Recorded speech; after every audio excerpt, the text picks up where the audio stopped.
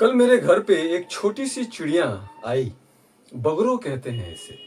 बहुत छोटी सी चिड़िया है। अब चूंकि 5G आ गया है, 4G आ गया है, तो ये छोटी छोटी चिड़िया जो है अब दिखती नहीं है।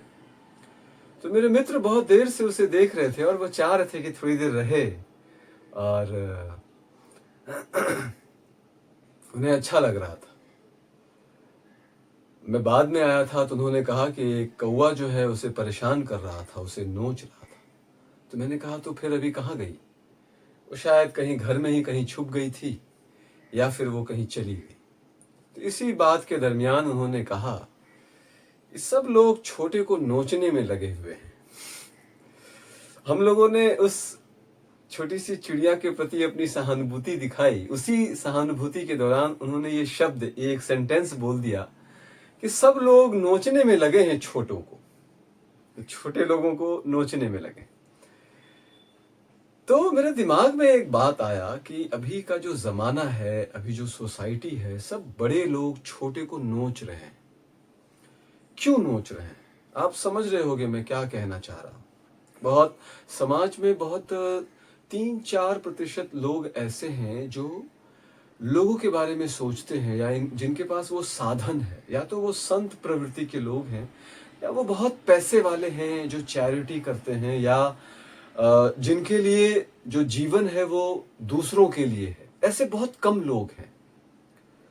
अब हम बात करते हैं, चलो अब जितने भी लोग हैं उसको हम अलग रखते हैं कि कितने लोग हैं समाज में।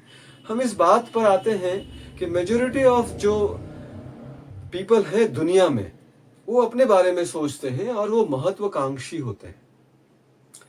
क्योंकि अब ये जो बात आती है कि छोटों को वो नोचते हैं, ये जो नोचना है क्या उनकी मजबूरी है?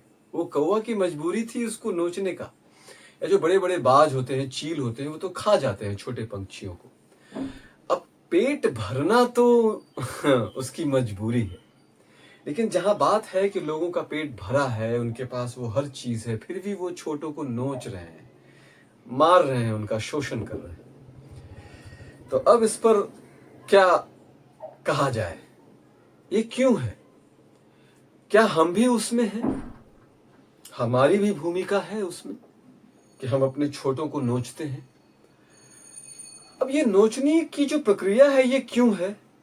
क्योंकि हम महत्वाकांक्षी हैं, हमारा एक उद्देश्य है और उस उद्देश्य को हम पूरा करना चाहते हैं। हमने एक लक्ष्य बना लिया, उस लक्ष्य को पूरा करने के लिए हमें अकेला होता है। देखो, लीडर हमेशा अकेला होता है। वो दूसरों के बारे में सोचेगा तो वो बहुत फास्ट आगे नहीं बढ़ पाएगा। वहीं लीडर को यह भी कहा जाता है कि आपको अगर बहुत लंबा चलना है तो लोगों को साथ लेकर चलो।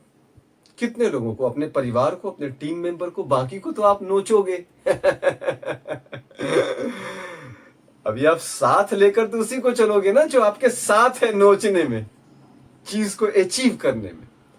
अब देखो, जिस चीज को आप पाना चाहते हो उसमें अगर प्रकृति आपकी मदद करे तो आप ईमानदारी से उस चीज को पा सकते हो। लेकिन अगर नेचर ने आपको हेल्प नहीं किया तो फिर आपको छल, कपट, प्रपंच, साम, दाम, दंड वो सब अपनाना होगा। ये मुश्किल है। यहीं से नोचना और नोचने की प्रक्रिया शुरू होती है। फिर समाज में वो भ्रष्टाचार शुरू होता है। मैं कुछ समझा पा रहा हूं? तो अभी क्या किया जाए? देखो, सबसे पहले योगा में कहा गया है संतोष, शौच संतोष, तप स्वाध्याय, ईश्वर प्रणिधान। अष्टांग योगा का दूसरा जो सीढ़ी है उसमें संतोष एक वर्ड है। संतोष रखा जाए, वैराग्य रखा जाए तो चीजें ठीक हो सकती है। अभी देखो क्या होता है, अगर मैं ब्राह्मणवाद को कहूं तो लोग फिर जातिवाद को कहते हैं कि मैं जातीयता को लेकर आगे आ रहा हूं। लेकिन क्या है, यहां जातीयता की बात नहीं है। एक पढ़े लिखे लोगों की जाति और एक अनपढ़ की जाति। तो मैं ब्राह्मण को अगर एजुकेटेड पीपल, इंटेलेक्चुअल्स को श्रेणी में रख दिया जाए तो फिर वो सुनने में बहुत अच्छा लगता है। तो मैं एक काम करता हूं, ब्राह्मण वर्ड ना यूज करके इंटेलेक्चुअल्स में डाल देता हूं उसको। The people who are intellectuals. ये जो इंटेलेक्ट पीपल थे ना, वो क्या करते थे, वो लोगों को ईश्वर के साथ जोड़ते थे। अगर आप ईश्वर के साथ जोड़ोगे ना, तो फिर ये जो कमर्शियलाइजेशन है, जो बाजारीकरण है, तेरा मेरा, मेरा फायदा, मुझे क्या फायदा है, मैं तेरे से क्यों प्यार करूं, मुझसे तू प्यार करेगा तो मैं तेरे से प्यार करूंगा, ये जो बिजनेस है ना, ये इंटेलेक्चुअल्स नहीं करते हैं।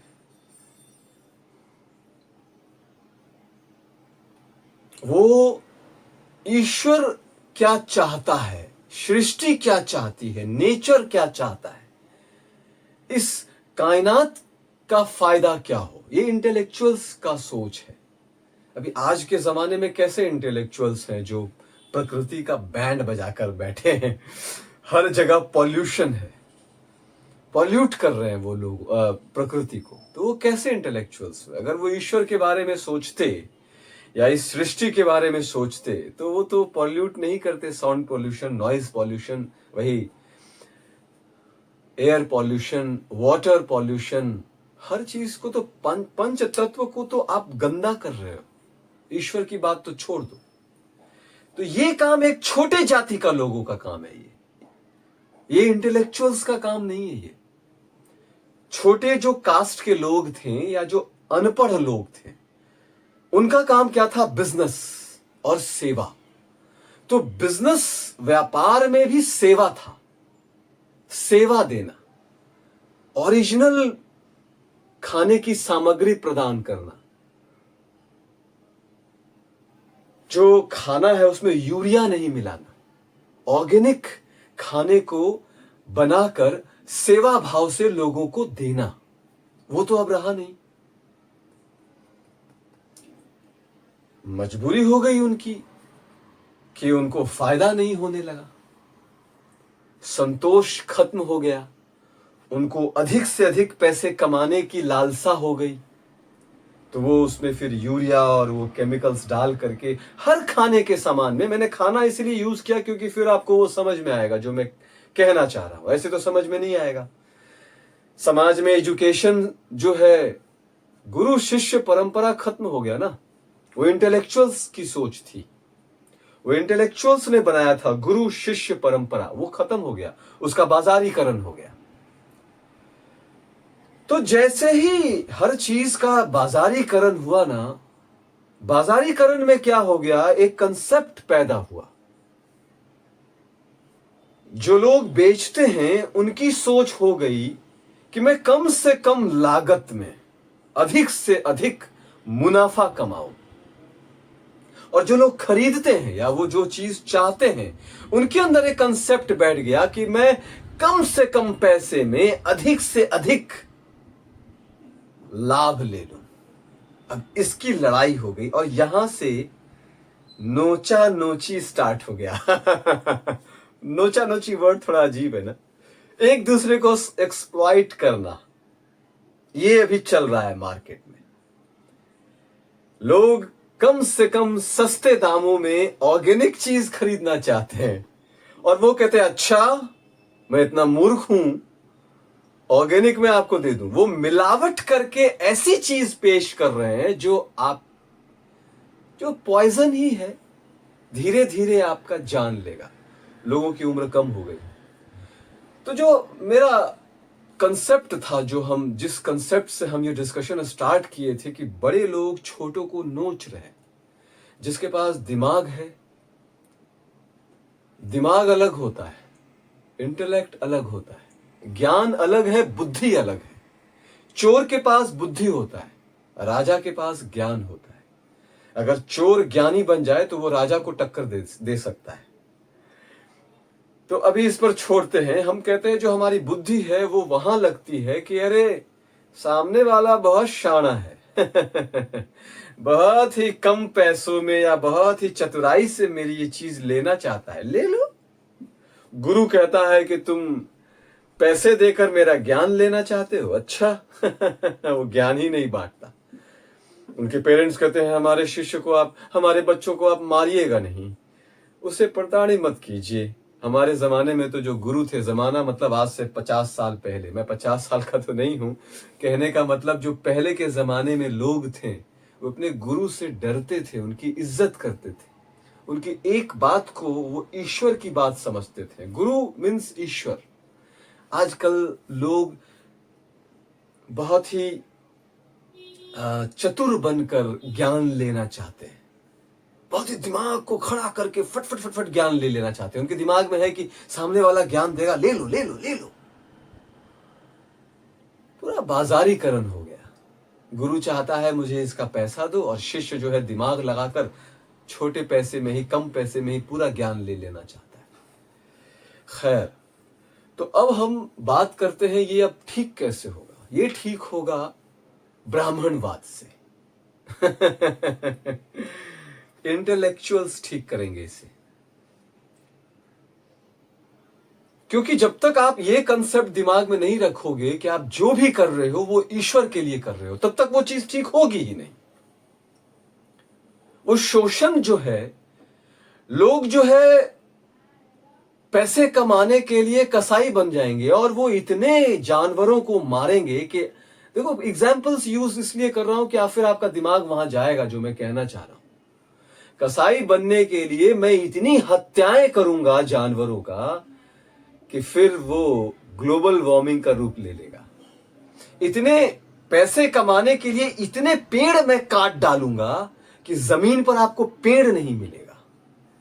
पैसे कमाने के लिए मैं नदियों को गंदा कर दूंगा, उसे मैं कचरा नाले में तब्दील कर दूंगा। पॉलिथीन का इतना यूज करूंगा कि पूरी पृथ्वी जो है ना वो बर्बाद हो जाएगी, आप उससे एक अनाज नहीं खा पाओगे। ये कंसेप्ट तभी खत्म होगा जब इंसान के मन में ईश्वर का भय या ईश्वर के प्रति जो वो लगाव है वो आएगा, तभी ये खत्म होगा। ये जो नोचने का सिस्टम है ना, हर बड़ा छोटे को नोच रहा है। अभी जानवर छोटे को मारते हैं, शिकार करते हैं, उनकी मजबूरी है। हिरन को प्रकृति ने शेर से या हिंसक जानवर से तेज भागने की शक्ति दी है। वो कभी नहीं पकड़ सकता है, वो डर और भय से पकड़ी जाती है और मारी जाती है। और बाघ या कोई भी जानवर, हिंसक जानवर, वो भूखा रहता है 4 दिन का, 5 दिन का, तो वो लड़ता है। वहां एक अलग है, दोनों बराबर है। और एक लेवल पर जब एक जानवर किसी का शिकार कर लेता है, वो पूरा मांस वांस सिंग सब निगल लेता है, उसके एक एक हड्डियों को लोग खा लेते हैं, जानवर खा लेते हैं, उस चीज का यूज हो जाता है। एक इंसान वैसे चीजों को नहीं करता।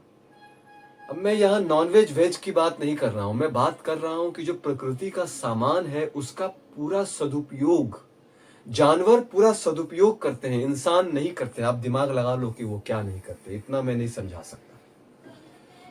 तो ये जो कंसेप्ट है छोटे को नोचना, हर बड़ा छोटे को नोच रहा है, ये तभी खत्म होगा जब हर इंसान के अंदर ईश्वर के पाने की भावना होगी। और जो ब्राह्मणों ने लिखा है, कहा है, सेवा भाव, डर, गरुड़ पुराण में जो लिस्ट बनाया गया है कि मरने के बाद ये होगा, जब उन चीजों को लोग एग्री करेंगे, उसे स्वीकार करेंगे, तब वो भ्रष्टाचार को कम करेंगे।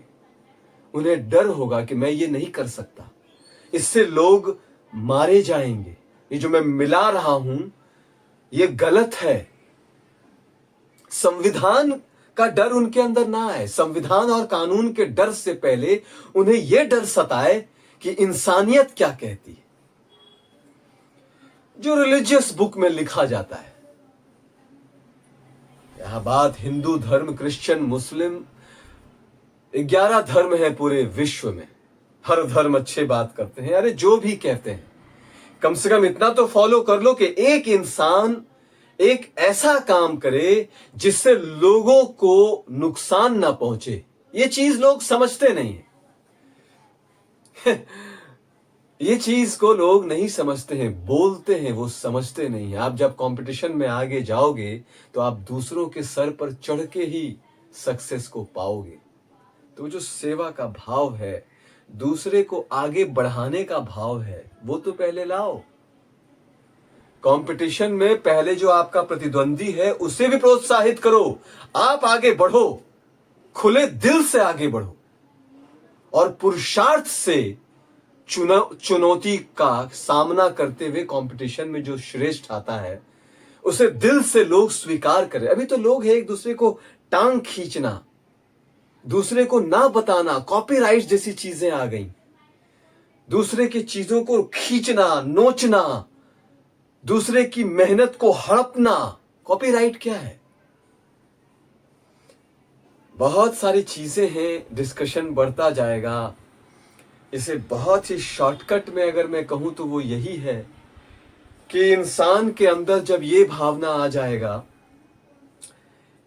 कि ईश्वर को मैं क्या मुंह दिखाऊंगा, ईश्वर से जब मुलाकात होगी तो जो मैंने कर्म किए हैं उसका हिसाब मैं कैसे दूंगा।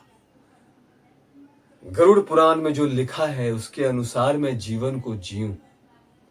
मरने के बाद श्राद्ध होता है हिंदू धर्म में, तो गरुड़ पुराण को पढ़ाया जाता है, उसमें लिखा होता है ये करोगे तो ऐसा होगा, वैसा होगा। अपने आत्मा को जगाकर आत्म साक्षात्कार होने की जो प्रक्रिया है, इस पर जब ध्यान जाएगा तो ये चीज बहुत छोटी है, तुरंत खत्म हो जाएगा। दूसरे को नोचना, शोषण करना, समाज में सद्भावना पैदा करना, प्यार को बढ़ाना और अपनी जिम्मेदारी क्या है उस चीज को आगे बढ़ाना। लक्ष्य को पाने के लिए हर वो चीज नहीं करना, उसको टारगेट में मत बनाना। जो हमारा लक्ष्य है ना, वो दुनियावी नहीं होनी चाहिए, वो ईश्वरीय होनी चाहिए। अगर आपका लक्ष्य ईश्वर रहेगा तो आप कभी भी गलत काम नहीं करोगे, आप संतोष रखकर अपने जीवन को जी लोगे। शायद मैं जो कहना चाहता था कह पाया और आप समझ पाए, नहीं तो फिर विशेष फिर कभी।